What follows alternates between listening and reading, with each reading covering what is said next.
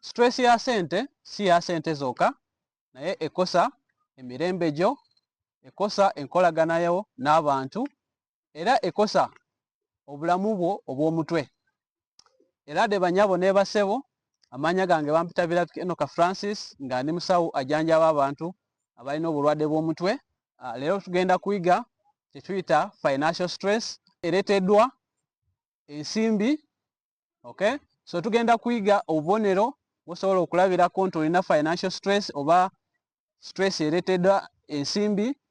N'ekirala tujja kulaba ki ekibuleeta n'engeri y'okuvaamu oba okukendeeza ku financial stress. So obanga oli mpya wano ku channel ngamba subscribe kubanga kimpa amaanyi okola video endala. So akabonero akasooka okulaga nti olina stress ereeteddwa ensimbi nti waliwo okweralikirira okw'amaanyi buli kaseera ng'obeera nga olowooza ku nsimbi. Oyinza okuba nga weebase naye buli kaseera oba olowooza ku ki?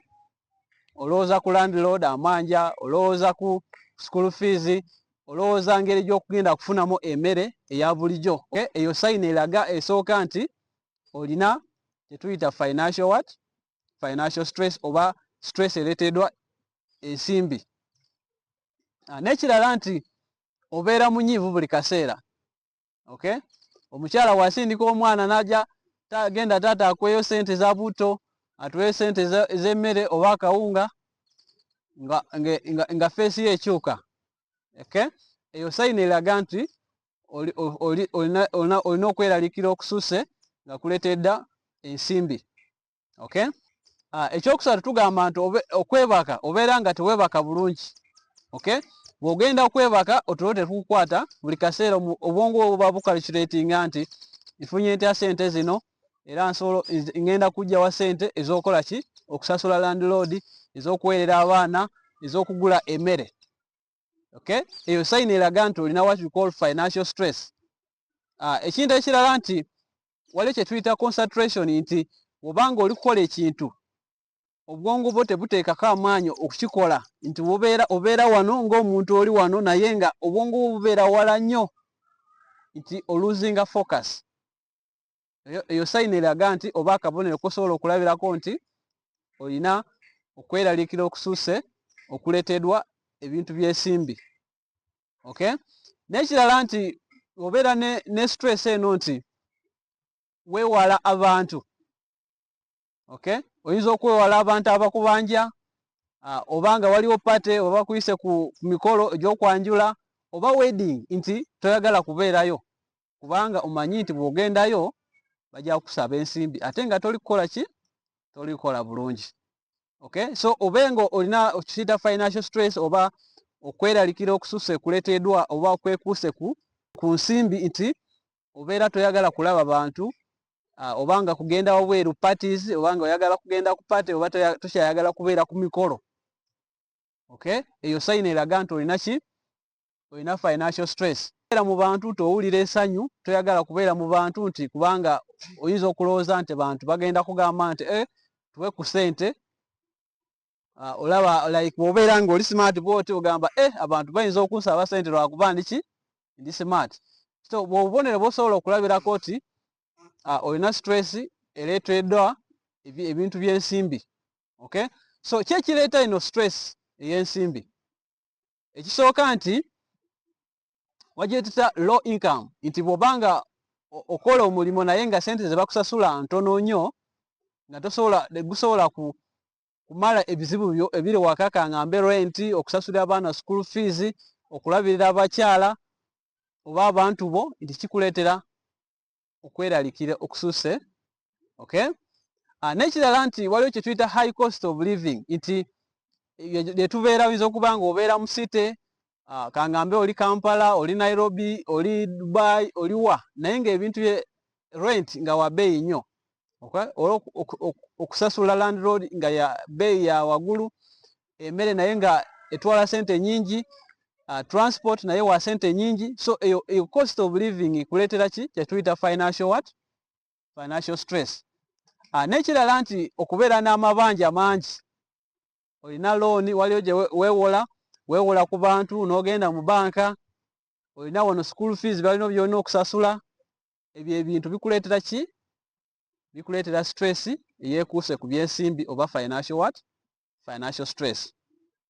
N'ekirala nti bakituyita nti job loss nti bw'ofiirwa omulimu gukuleetera okweraliikirira okusuuse nti buli kaseera oba olowooza naafunawo ssente okulabirira abaana bange, naafunawo ssente okuweerera maama wange, naafunawo ssente okubeerawo ng'omuntu. Okay? Naye waliwo n'emirimu egirala nti waliwo emirimu emirala nti obeera ku mulimu nti ssaawa yonna boosi asobola okugoba nga tolina what we call job security nti boosi asobola okuzuuka ku makya n'agamba akoze ki nkugobye. Omulimu obwegutyo gusobola okuleetera what we call financial stress. Buli kaseera obeera olowooza nti boosi wangoba naafunawo ssente ezikola ki eziweerera abaana bange. Okay? N'ekirala nti waliwo kye tuyita unexpected emergencies nti waliwo ebintu ebituukawo nga teweetegese. Okay? Bintu ki ebyo? Oyinza okuba nga omuntu alwadde, omuntu afunye akabenje, okay? Oba owooluganda waakufuddeko, nti ebintu bino kubanga obanga ofiiridda taatawo oba maamawo oba omwanawo nti olina okusipendinga ssente, olina okubeera ne ssente ezirabirira abantu abagenda okuyambako mu kukaaba. Okay? Obanga omwana wo alwadde afunye accident nti olina okusasula medical bill mu ddwaliro, olina okugenda mu ddwaliro osasule bajanjabe omuntu wo. Okay? So ebyo bireeta what we call financial stress. Okay? N'ekirala nti waliwo kye tuyita lifestyle. Waliwo abantu nga embeera gye babeeramu nti tebasobola kubeeramu eri mu nnyumba ey'emitwalo 5, ennyumba y'emitwalo 6, ennyumba y'emitwalo 10, ennyumba y'emitwalo 20, nga gw'obeera mu nnyumba ey'akakadde kamu, obukadde 2, obukadde 5, obanga olwetinga apartment oyagala apartment erina buli kimu. So bw'otuuka akaseera nga tolina simbi eziwera, kati olina what stress ey'okumaintaininga standard gye wateekawo oba omutindo gwe wateekawo nti toyagala abantu bakulabe nti ogenze mu nnyumba ey'essente entono oba oyambadde engoye eza bbeeyi entono, nti obeera ne pressure eyo okwambala obulungi, okubeera n'essimu ey'amaanyi ey'essente eya waggulu nnyo, n'emmotoka gy'ovuga ng'oyagala mmotoka ebeere eri eya bbeeyi eya waggulu. Okay? So ekyo kikuleetera okubeera n'eki what we call financial stress. Nga tumaliriza ngamba nti oba oli mupya wano ku channel ngamba subscribe kubanga kimpa amaanyi okola video endala, era nga maliriza nti twagala kulaba engeri gye tuvaayo oba how can we overcome financial stress, nti tusobola okwetangira tutya okuva muno okweraliikirira okusuuse okuva mu bintu byesimbi. Nti ekisooka nti tuyige engeri gy'okukola ki okubeera ekintu ekiyita budget. Okay? Budget ebeerako enfuna n'ensansanya y'ensimbi yo. Budget ebeerako ebintu bibiri nti ebeerako what we call expenses and income. Ebeerako enfuna yo n'engeri gy'osaasaanyamu ssente zo. Okay? So obeera ne budget ekuyambako nti n'olaba ssente zo engeri gy'osaasaanyamu ssente zo n'engeri gy'ofunamu ssente. Okay? Waliwo obeera ne budget, waliwo ebintu by'otuukako n'olaba nga by'oguze nga oguze bino ng'olina mu nnyumba, oba oguze essimu za bbeeyi ate obadde olina ssimu. Okay? So tuyige kubeera ne budget. Obanga oyagala okukola ekintu wandiika budget wansi, ebintu by'oyagala okugula n'essente ezikola ki z'ogenda kusaasaanya ku bintu ebyo. So kikuyambako okusipendinga ssente zo oba okusaasaanya ssente zo bulungi. N'ekintu ekirala nti let us prioritize needs over wants, nti tugule ebintu ebyetaagisa mu nnyumba, ebyeteetaagisa tukole ki tubireke. Manya ekintu kye weetaaga mu nnyumba oba kye weetaaga awaka n'ekintu kye tuyita wants. Okay? So kangambe already nina simu. Okay? Naye kati bwefuna ssente zange ngamba nti kanfuneyo simu maybe yakakadde kamu n'ekitundu oba obukadde 2 oba 3. Okay? Eyo bagiyita want kubanga nina simu already. So ebintu bye twetaaga okulowoozaako nti awaka nina emmere, okay? Abaana bambadde engoye, abaana bagenze ku ssomero, okay? Waka tusasudde biiru y'amazzi, biiru y'amasannyalaze. Ebyo bintu bye tuyita needs. Kati bino ebirala nti kanfune emmotoka y'ebbeeyi, already ng'olina mmotoka, kanfune essimu y'ebbeeyi, oba kanfune engoye ez'ebbeeyi, already ng'olina engoye, ekyo tuyita wants.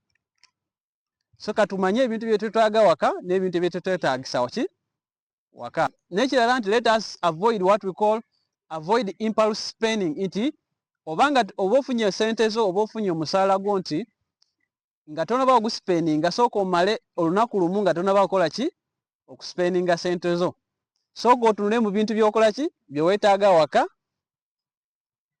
n'ebyoteetaaga waka. Okay? Ebyo kikuyambako ne tu avoidinga what we call impulse spending.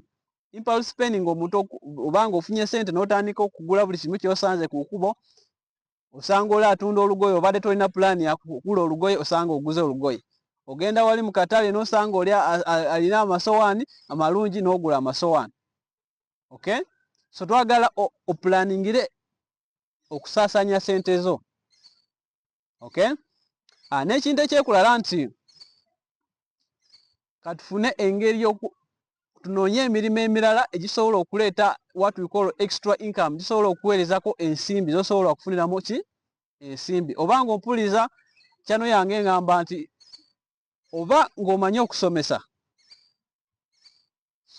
genda ku online ku platform oba genda ku internet otandike okusomesa. Era subjects ezitunda ku internet nja kugamba nti waliwo chemistry, waliwo biology n'ebintu ebirala by'omanyi, oba omanyi skill, osobola okufunayo omulimu platform nyingi n'okola ki? N'otandika okukola eyo ng'okolera wakaawo, n'otandika okola ki? Okufuna ensimbi.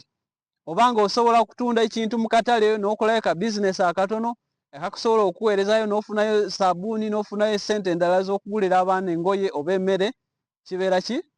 Kirungi. So funayo side income esobola okuleetera sente endala nga tolowoozeeza ku mulimu gw'okola omukulu. Okay? N'ekirala nti katuleke bino ebintu by'okwewola sente. Weewola sente ogenda kugula ennyama yokka. Weewala sente oyagala kugula engoye. So tuleme okwewola sente mbu twagala kugula ebintu ebirungi, oba sinaba kulya ku nnyama okumala bbanga ddene, kaneewoleko sente nange ekole ki? Ngule ku lugoye olw'amaanyi oba ngule emmotoka. Ebyo ebintu bigenda kuleetera stress nga yeekuuse ku bintu by'ensimbi. Okay? So okwewola oba looni zikuleetera okubeera nga tolina mirembe waka. Buli kaseera weebase, oba akuba esimu ogamba oba landlord yakubye, oba oli amanja yakubye. Okay? N'ekisembayo nti yogerako n'abantu. Okay? Omanyi obeera nga toli kukola bulungi financially oba tolina simba ezimala, nti obeera weewala abantu buli kaseera, toyagala kupaata obeereyo, nti funa engeri abantu b'osobola okwesiga n'oyogerako nabo engeri gye weewuliramu, kubanga bw'oyogerako n'abantu bayinza okuwa counsel oba bayinza okuwa amagezi amalungi n'ova mu kweraliikirira okukoze ki? Okusuuse. Okay? So neeyanziza nnyo okulaba vidiyo yange, oba ng'okyali mupya wano ku channel ngamba subscribe kubanga kimpa amaanyi okukola vidiyo endala, era Katonda abakuume.